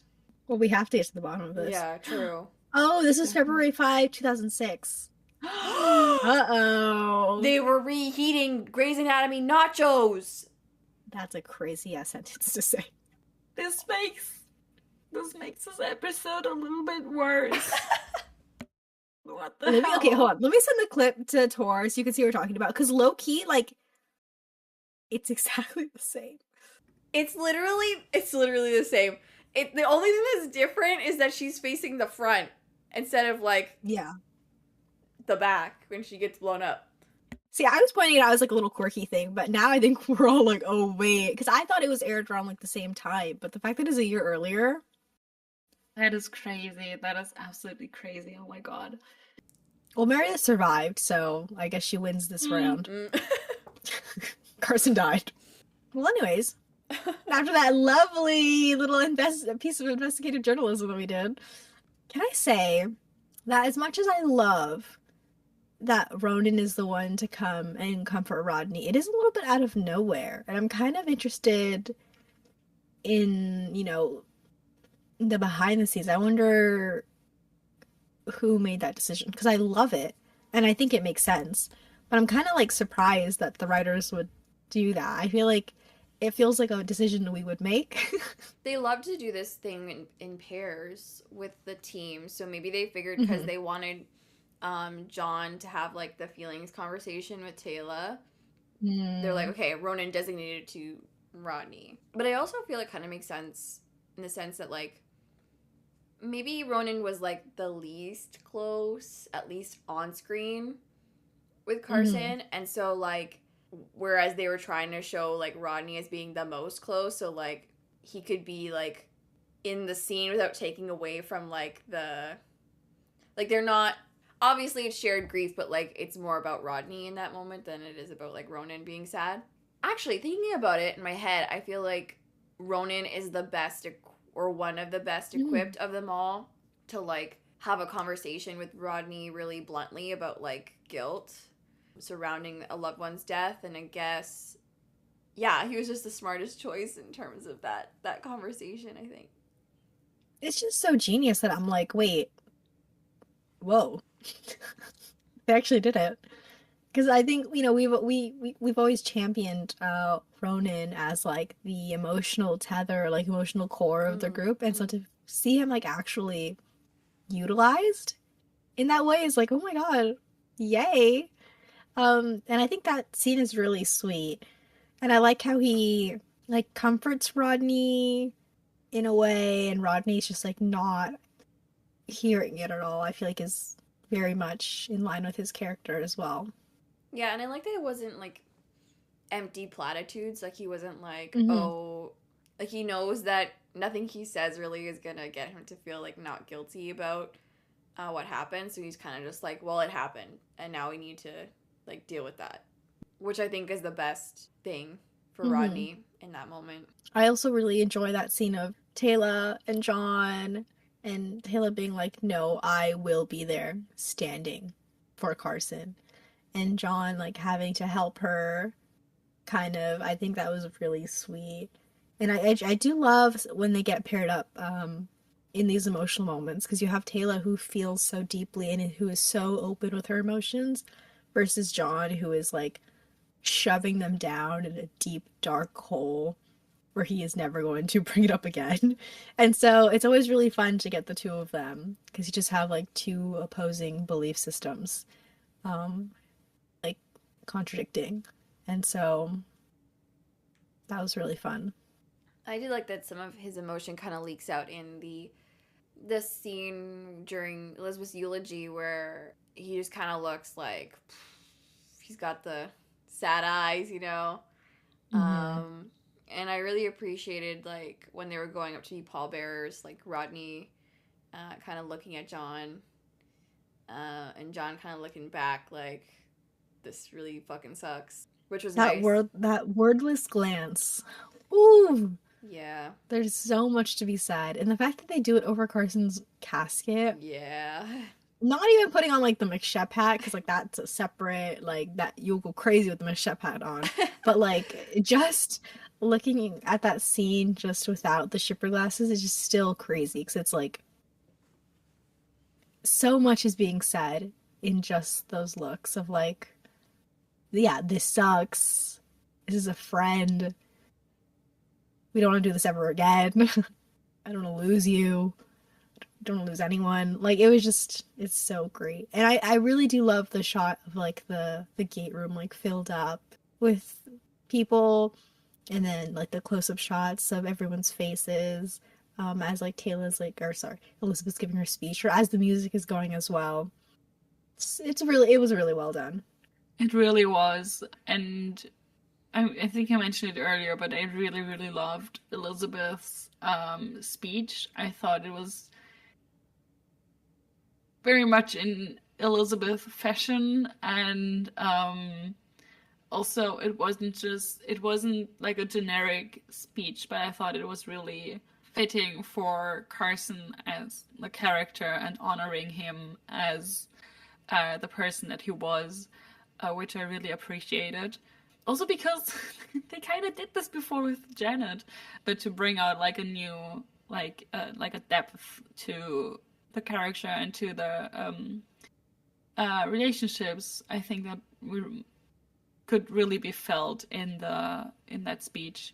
And I also loved the part because all the men go up to the coffin to carry it to through the gate, and Teyla is kind of the only one who stays behind because obviously also she's injured and all of that. But then Elizabeth joins her, and they're like they kind of like are a little bit isolated from all the others because everyone around them is kind of just left. I thought it was also a nice thought, and yeah. Yeah, so often those two are together, like as sentinels or as like witness to things good and bad. So it's comforting as like the viewer to see them together in that moment.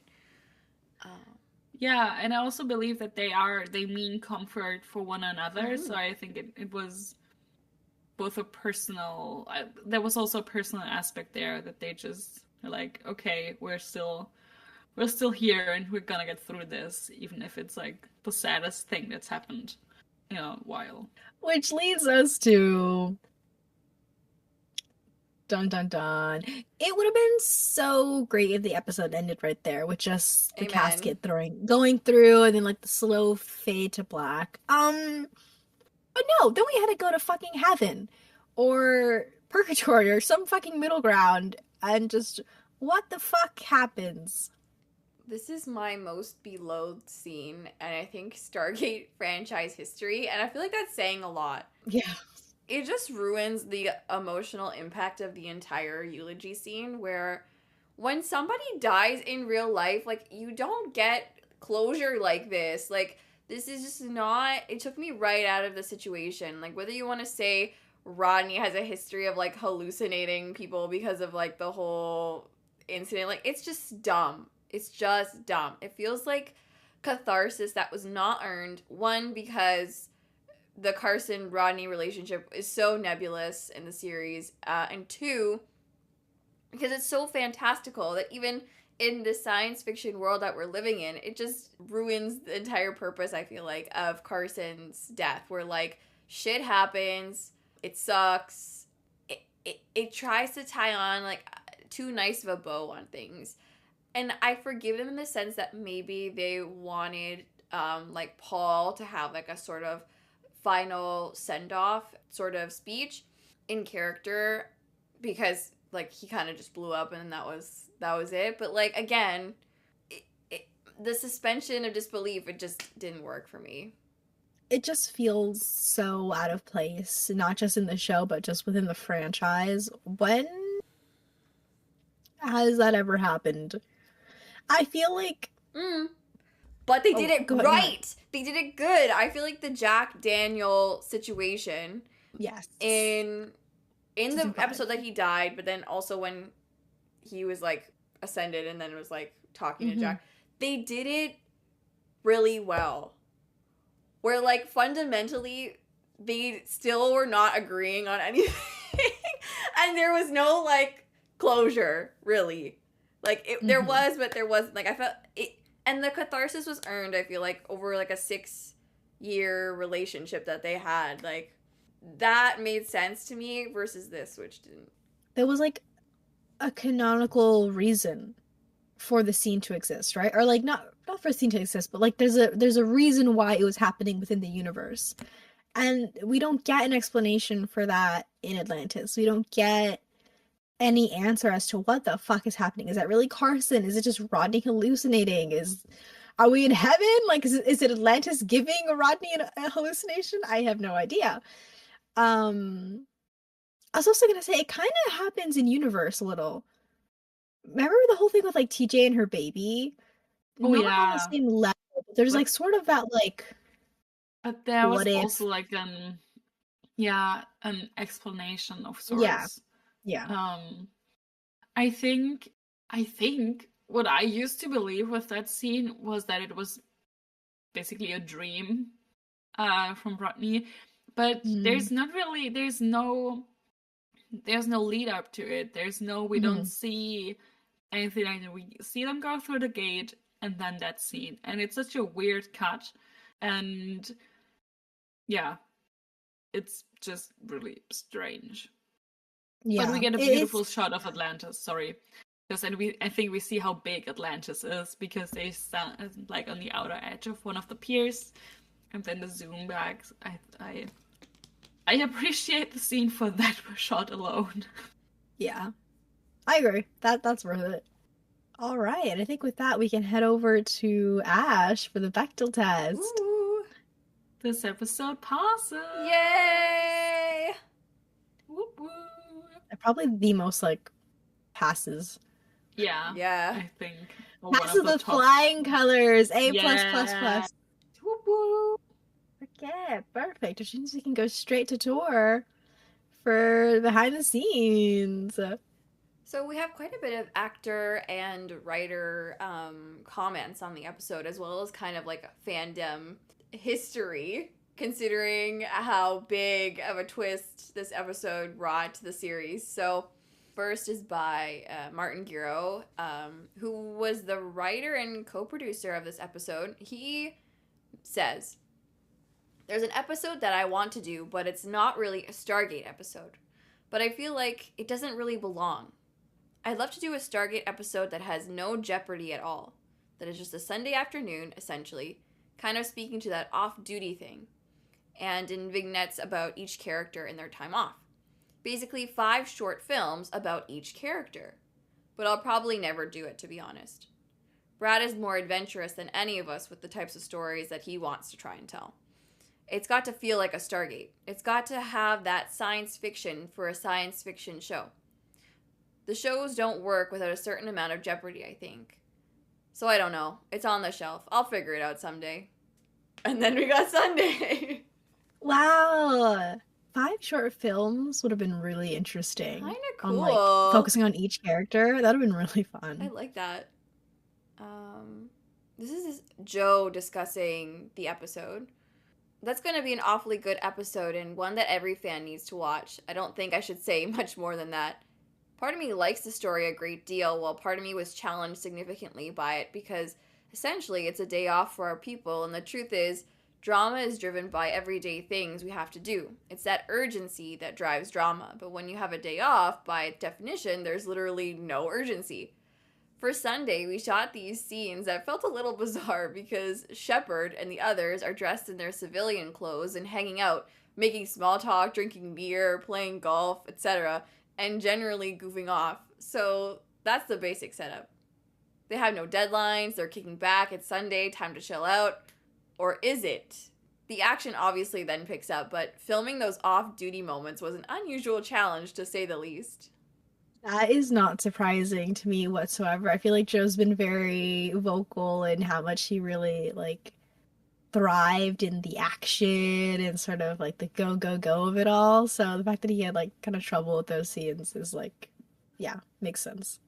And then Tori also talked about her role in this episode and the romance of it all.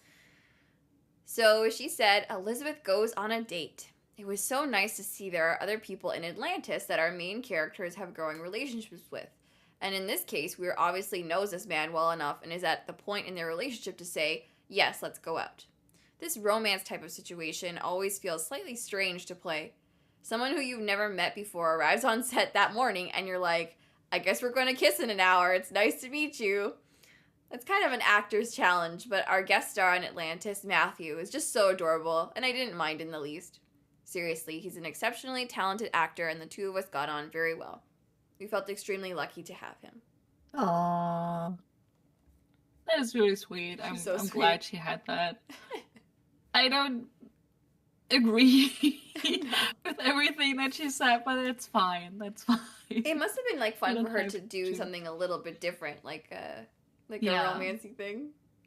Yeah, I think so, yeah. Then I wanted to mention the Carson of it all. So I'm not sure if you know this, but there was actually a mini, like, not protest, but a sort of like protest outside of, I don't remember exactly the location here. So outside of the studio, Bridge Studios, there was a little rally with like Scottish flags and the whole shebang and signs where fans, I believe it was March 22nd, 2007, there was like a convention happening there or around there at the same time. Fans did a little rally in support of Carson Beckett's character. There was actually a website called savecarson.com. I don't know if that is this a working link or if you can go back on the Way Machine and find out. But there were over 100 people there. They had a band with like a traditional Scottish band with like bagpipes and drums. It was raining when this was happening. I believe Jason Momoa and Rachel Luttrell actually like came out of the studio and like hung out with people that were there. I think they even filmed like a little piece of it for one of the DVDs, the season 3 DVD. Yeah. Apparently, oh my God. It received coverage from like news outlets, like Canadian news outlets like CBC, City TV. Just crazy. Oh, that's awesome. And you know what? I'm happy because they got their wish. Yeah, that's true. Good for them. Yeah. They got their way. Yeah. But I was gonna say, it's on the season 3 DVD. Oh my God. Yeah, I need to check it out. That sounds so cool. Yeah, I remember watching it at some point. So fun. The fact that they had like a band there and everything, like it's so That is so funny. I didn't remember that. it's hilarious. Yeah. They're really committed. I feel like I Commit to don't the- mind that sort of thing, like if it's done in like a haha, like hee hee, like Mhm. fun way. Which this seems like it was a good time. Yeah. Oh, and the fact that Jason and Rachel came out, that's so sweet. Yeah. They were hanging out like in the rain, talking to fans, so yeah. But returning to the behind the scenes of the episode, this is the first episode that Teyla's fighting style is actually referred to as Bantos fighting instead of just some nebulous thing, which I didn't even really realize, but also that picture that McKay is holding while putting away Beckett's belongings is a screenshot from Duet, which I'm sure you guys recognize. Interestingly, this is the first episode in which Ronon refers to both John and Rodney by their first names. What? I noticed that. I Mhm. noticed that he said John, and I was like, that's new. It That's new. is. Damn. Oh, new level unlocked. I'm not sure if you recognized her, but Dr. Harriet Houston played Paula Schaefer in Battlestar Galactica. I think she was one of the Oh my cult God. people. Okay. I did Yeah. not catch that. That's awesome though. And Daniel Bacon, who played James Watson. Haha. Previously portrayed Russell Benson, who was an SGC technician in many episodes of SG-1 in the early season. Nice. Wait, was he a gay technician? Mhm. Probably, right? Yep. Oh, that's fun. There's one sort of oopsie in terms of military accuracy at the funeral. In the ceremony, they show John wearing his like service dress uniform, right? And the right epaulet is showing above the jacket collar, which would be inappropriate at any time. That's never supposed to be. Yeah. So oops. I guess he wasn't really worried about that at that moment. He never wears his uniform. How No. is he supposed to know? No. And no one's there to correct him, so. Exactly. Different episode titles for this episode in different languages. In French, it was called A Matter of Ethics, which is interesting because I feel like we've talked about Carson and his ethics throughout our show and throughout the show. And then we had, you know, the dubious ethics of John and Rodney in this episode as well, which we always do.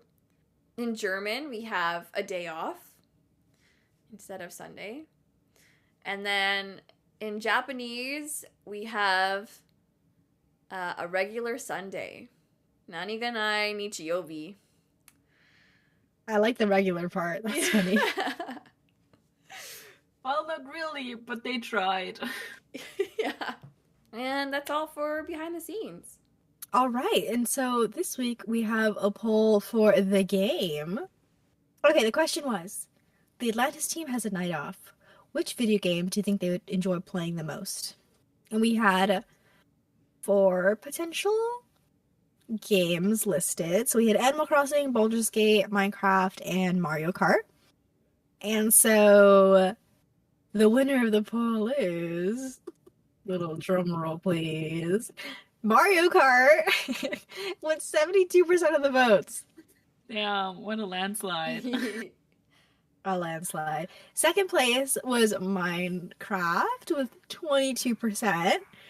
No, sorry, 17%. And third place was Baldur's Gate with 7%. And Animal Crossing was last place with 4%, which is so sad. However, I feel like is accurate. I think Animal Crossing is more of an SG1 game. Oh. Yes, because Daniel. And Teal'c, oh my god. Teal'c I was was going thinking fucking Teal'c, yeah. crazy in Animal Crossing. Yeah. His eye. True. I feel like Vala maybe as well. Oh yeah, with the Yeah. clothes and stuff too. Yeah. Yeah. And like the museum. Yes. And the house Daniel's customization. museum. Yeah. No, yeah, SG1, it's, yeah, definitely more of an Animal Crossing type vibe. Mario Kart, though, is so funny for Atlantis. I feel like that And I was the agree, most popular wholeheartedly. because common consensus was that it was the most competitive of them, and so they were like, "Oh, Mhm. this is why." And I feel like a lot of people also felt that Teyla and or Elizabeth would totally beat the guys' asses in Mario Kart. Yeah, Yeah. I agree. Just plain salty said that McKay would get fiercely competitive at Mario Kart, but get his ass kicked every time. Teyla would be the one kicking his ass every time. He would be very upset by this because Teyla has never seen a car, so what the fuck? I'm crying. I've never seen a car. They also said that Ronon, I think, likes Minecraft with the combat parts Oh, yeah. more than the building parts. Oh, yeah. He'd be like, guys, let's go mine. Right now, let's go mine. Let's go mine. And we'd be like, wait, we don't have a shelter. Or he's like, I don't care. I'm grabbing a pickaxe and going. He's like the friend that like you lose track of. Yeah. And they're just like, they come back with like 20 diamonds. And he's like, guys, look what I found. And they also said that Elizabeth probably liked Baldur's Gate the most because of the cultural exploration, the stories of the people you get in your party, and also the fact that you can replay it and get a different ending every time. Ooh, wait, I love that. Yeah, but everybody else was like Mario Kart 100% because the competitiveness would be immense, which is true. No, they'd have like betting, they'd have like gambling rings for Mario my Kart, I God. fear. They You know have how, like, tournaments. Like betting pools. Oh yeah, like how Zelenka's chess was like how they would mooch items off each other. Like this would be another great way. Yeah. Better Smash It would get Bros. serious. Yeah. I know, Smash Bros would have been a fun one to throw in there as well. I feel like Mhm. Smash Bros, they would really enjoy. What game do you think Universal would play the most? Ooh, Halo. I know Matt and Eli would be playing the fuck out of Halo. That is so real. Yeah. That is so real. I feel Sim? like it would have to be something. Ooh, Sims is a good one. Oh, Sims that's is a really good one good. because, yeah, I was gonna say it can't be something like too peaceful. I feel like that's not their style. But I feel like Sims is perfect because you can kill your Sims as well. Chaos. You can have like elaborate like men, you put the men in prison, underneath your house type things. I feel like the girls would enjoy that. Yeah, I feel like they could just like pretend to build like their perfect little world, but yeah, in face of all the horrors. Yeah. Sims and Halo. So real. So real. Let's come back in 2 years to see what the new Stargate show. Yeah, and play. what they will play. SG4. SG4. Okay. We're just gonna slide that in every episode. Just be like, hey guys, don't forget SG4 is coming. What's happening? And on that lovely note, I guess we can head over to Tor for the Fic Rec Corner. Ah, God, yes. Okay, this one was a tough one because I had a hard time like trying to find a balance of like depressing and not depressing fic. But I have a couple. So we're going to get the sad ones out of the way first, and then we'll go to the happier ones. First, I have Composition by Penknife. And the description is they have plenty of walls.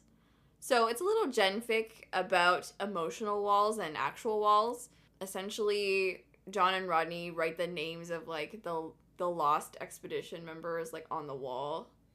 Of one of the walls of one of the abandoned labs as sort of a tribute to them, so they're always a part of Atlantis, while also like navigating their emotional constipatedness. I know it's very sweet and sad. I like that one a lot. What a beautiful idea. Yeah. I'm like, that needs to be in the show. Wow. Yeah. That would have been such a nice final scene of like them like carving Carson's name into it all together. Better than the stupid hallucination scene. The heaven scene. True. And then we have another gen, but I guess if you squint, it could be like a pre-slash story. This one is From Sunday to Sunday by starlightandpinot. And it's basically John and Rodney in Scotland dealing with the aftermath of Carson's death. So basically it's them meeting Carson's extended family that were always talked about but never actually seen on screen. Although it's sad, there's also some like bittersweet, funny moments in there as well. And I'd be remiss if I didn't mention or call attention to Teyla's beginning of the episode where she mentions how Athosian courtship is different than Earth courtship. So this fic is literally called A Very Athosian Courtship by Selenay. And basically Elizabeth learns a little bit about Athosian courtship through Teyla. It's really humorous about the cultural differences that they might experience as someone from Earth and someone from the Pegasus Galaxy. It's quite sweet. A little bit of a lighthearted sprinkle after all the death fic that I recommended. Perfect. Thank you. These sound so perfect. Thank you so much. And now on to our ratings and final reviews. This was a tough one to rate, I fear. Yeah, because there were so many things I really liked, but there was also things that I found egregious. So yeah.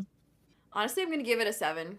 Is that too high? Sorry. Is that too high? Oh, okay. No, I feel like that's fair. I was thinking about 7 too. No, because like I loved the character bits that we got in this. I thought that it was so rewarding, and so much of like our subtextual hints that we were getting kind of got confirmed, and like we learned why John is such a weirdo, and like so much fun stuff.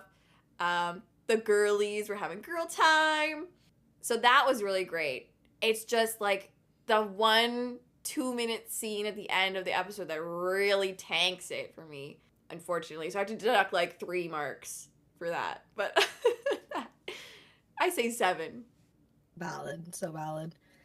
I guess I will go next, and I'll say 7.5.